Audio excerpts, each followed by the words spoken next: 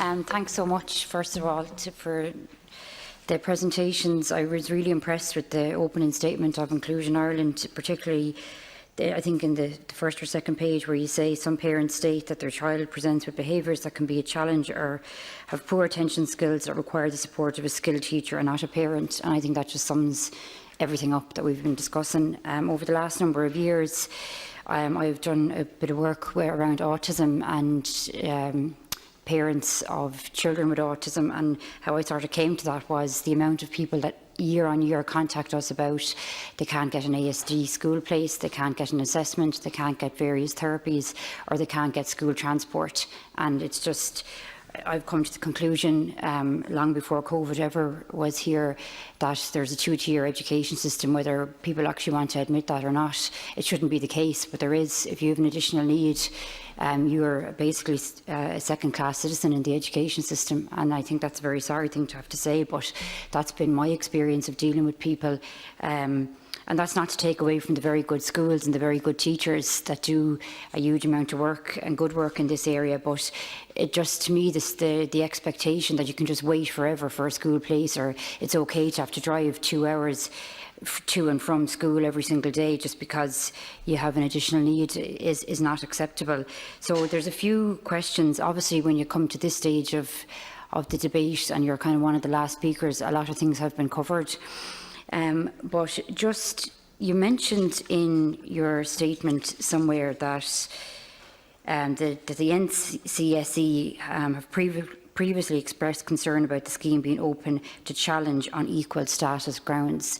Now, I don't think anyone should have to take that case, but we have seen over the years in this country that it does take a court case sometimes to get people to wake up. Even if you look at I know it's a different thing, but look at the cervical check. I often wonder if that hadn't been taken to court, would we ever have heard about it? And I'm just wondering, have you ever given consideration to that? I obviously know maybe cost would be an issue and it's not something that you should have to do, but I'm just wondering if I could get your opinions on that firstly, please. I'll take that, and just, to repeat again, like Inclusion Ireland has long held a belief that the scheme is discriminatory in its nature, but not only us, the National Council for Special Education, who make policy advice for the Minister of Education on special education needs, have stated the scheme is inequitable in its current guise. That hasn't changed. The NCSE tell us that the research shows children with other intellectual disabilities, and not just autism and severe profound, those folks can suffer education regression.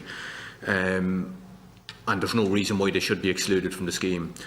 Just to say what the Deputy has indicated there, and what other deputies have indicated as well, in that sometimes when you have a child with a disability, when that's confirmed to you, a parallel universe opens up and you go into what we call special land, and things can sometimes be difficult to access in there, and parents will characterise it quite often for a fight, a constant fight for supports, be they financial supports from the state or educational and health related and all of that. But in relation to the July provision scheme specifically, a couple of parents had come to us a couple of years back, and they were just fed up with the situation that their children couldn't access the scheme, and they took it to the Equality Tribunal that's now in the Workplace Relations Commission. That took an awful long time to get going, and eventually in the summer of last year they stepped into the High Court, and the Minister settled, so a judgment wasn't made. But the Minister did settle the case, and those two children were allowed to access it. They were children with Down syndrome. They weren't previously allowed to access the scheme. But this summer provision allowed the Minister to build on that and open up the scheme fully. We welcome the bit that it has been opened up, but look, to push it that extra little bit and include the young people that are in second level education, it wouldn't have been too much more ground to cede on the scheme. And look, while there's still time, we'd urge the Minister to do that. And that actually kind of leads me into my second question, which is, on Tuesday, the committee spoke about the early years in the childcare sector, and we all know that's reopening on Monday. And obviously, anything reopening at the moment is going to be difficult and challenges and teething problems. But given that other sectors are reopening, I personally think that there is a way to provide the July provision to all children with additional needs and not just limit it. So I'm wondering, do you think that is the case, that it can be done realistically, or what are the barriers?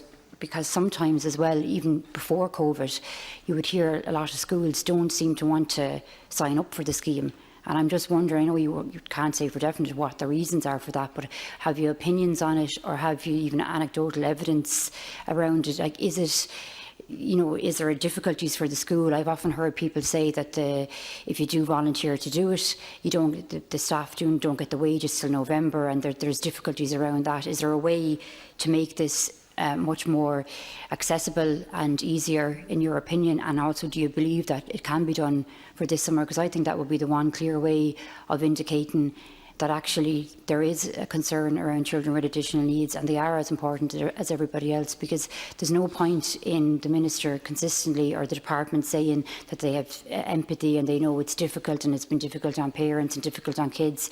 The only way to actually address that is through action, and this could be one way of doing that and actually showing that, yes, we're serious about this. So just like to get your opinions on that. Thanks. What's been really important about the opportunity today is to have such a level of focus on the summer programme and refer back to the normal July provision that would take place. I suppose we have moved up a few steps in terms of broadening out the scheme, and the actual recognition by the Department of Education and Minister that children have suffered. They do suffer regression, and it is not just children with autism and not just children on the severe to profound end of intellectual disabilities. So, it's a big step. It's something that we've been looking for.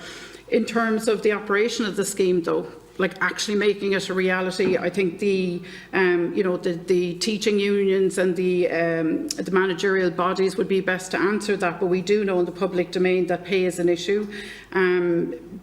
SNAs traditionally can't deliver home-based provision, but they can this year. But both for SNAs and tutors, when the forms are completed by the parent and the tutors at the end of August and submitted into the department, they won't get paid till November. And again, going back to this thing of, childcare, if you need to engage a childminder to look after your children to work during the month of July, they're not going to accept that you won't pay them till November or December for the work that they've done this summer. So that does act as a disincentive, and I certainly know people have been talking about kind of having to pay, getting into the higher tax brackets as well. For schools, it's about supporting them and encouraging them to be in a position to deliver. I know schools say, look, staff can be burned out, particularly in special schools where there's a very high intensity of supports that are given to children. There has to be different ways, I suppose, of encouraging staff and enabling them to deliver July provision or the summer scheme. One of the good things about this summer is the fact that the department have recognised the scheme needs to be flexible. So instead of it having to be delivered during the month of July and only July, this summer can be delivered any time from the 29th of June right up to the 21st of August. And again, how it's delivered can be very flexible in terms of there is a maximum number of hours of 40, but that can be kind of delivered by breaking up the weeks if that's suitable for the tutor to actually be able to engage in it. So I think we need to hold on to the flexibility, but it's just not been enough this year, so late in the day, to put this programme together. And certainly not having the guidelines for the schools has played a major factor. And again, the management bodies and the educational unions would be better able to answer those questions. Thanks very much. Then just very briefly, the last question. Parents have been saying to me, and I've even seen some parents having to go to social media looking for tutors. So sometimes, like when you put in a parliamentary question, you get an answer back that sounds like absolutely everything is fine and rosy in the garden, but the experience then is a lot different. So is there actual assistance from the NCSE or from CNOs regarding finding tutors, or is it the case that parents, from what I've seen and heard, is that they really have to do all of the groundwork and all of the legwork, and that's just, and not every parent has the capacity to do that either. Parents have to do all of the legwork, but in fairness, this year the NCSE have produced a document that indicates again, look, it's only a signposting exercise, but it indicates the websites where tutors will advertise that they can work on the July provision scheme. But this year, just the scheme has changed slightly. So ordinarily, most years, you'd express an interest in taking part in the scheme, and then later on the department would send you an email to ask you to fully apply. Whereas this year, that system isn't there, and without the proper guidance, a lot of parents don't realise they have to print off the actual claim form, and the principal signs that, and that's their authorisation to go ahead and get a tutor. They then have to see the tutor's Garda clearance or proof of it signed by a notary or a solicitor or a commissioner of oaths. You know, and all of these things, like, while there are there's rationale for the Garda vetting piece, you know, these are barriers and difficulties that parents face in getting it. But at least this year there is a little bit of guidance on where parents can go and look for the tutors, but it's very much you've got to go out there and find somebody yourself. Thanks, Chair, and thanks very much as well to the Department and the NCSE for coming in. The first question I have is where a child cannot receive a diagnosis due to the delays because of COVID, where there hasn't been any diagnosis happen. I'm talking probably specifically about ASD, but in general, for either resource hours or for a particular school place in a special school or for an ASD class, what provisions are in place for that child if they know, if everybody sort of knows they probably need an ASD class or a special school, or they're definitely going to need resource hours from September, but they can't get that because they don't have the diagnosis on paper. That was already an existing issue in this whole area anyway, but given that there hasn't been any diagnosis happening over the last few months with COVID, what plans are in place? Because I'd hate to see children negatively impacted because of that. So that's the first question for both the department and the NCSE as well. Maybe if I start and then I pass over to Ms Griffin. We have in recent years changed how we allocate special education teachers in the mainstream. So in the past, the requirement would have been a formal diagnosis and then a certain number of hours based on a disability category. We've moved away from that since September 2017 to the special education teacher allocation model, where based on a profile, schools are allocated that based on complex needs, on a baseline, on standardised test scores and one or two other factors.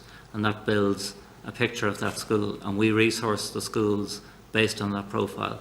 That followed advice that we received from the NCSE and detailed work which Ms Griffin may want to touch on. But I suppose effectively what that means is that the child doesn't need the formal assessment. The resources are available in the school and will be there waiting for September. You know, children who are on occasionally on waiting lists, say for the HSE or others, or working with HSE disability teams, again, that gets picked up, that's a complex need, and it gets factored in to the provision for the school. Occasionally things change, obviously. A child might move over the course of a year and move to a school, and that might change. You know, that of itself could, depending on the child's needs or the numbers of children there, significantly change the makeup of that school. And in that situation, there is an outlet for the school to apply for an exceptional review and get additionality if it's merited. I don't think there's anything. I think Mr. Tatton has covered everything. But what about, like, you have to have a specific diagnosis on paper if you're looking for an ASD class place, or if you're looking for, because I'm thinking of a particular school in Kilkenny that I know you won't be able to apply for unless you have your diagnosis on paper. I know I did mention resource hours, but that wasn't the only thing I mentioned. I mentioned an ASD class and a special school as well. So what happens in that situation? If you're waiting on your diagnosis, it's been delayed because of COVID, your child is due to start school in September, will they not be accepted into that school, or will they have to wait and maybe start late in October or November?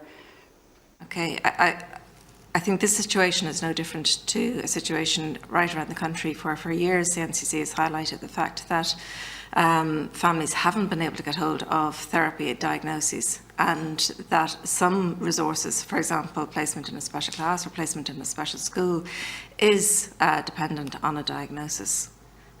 So, yes, the situation has exacerbated. because there haven't been diagnoses taking place over the last number of months.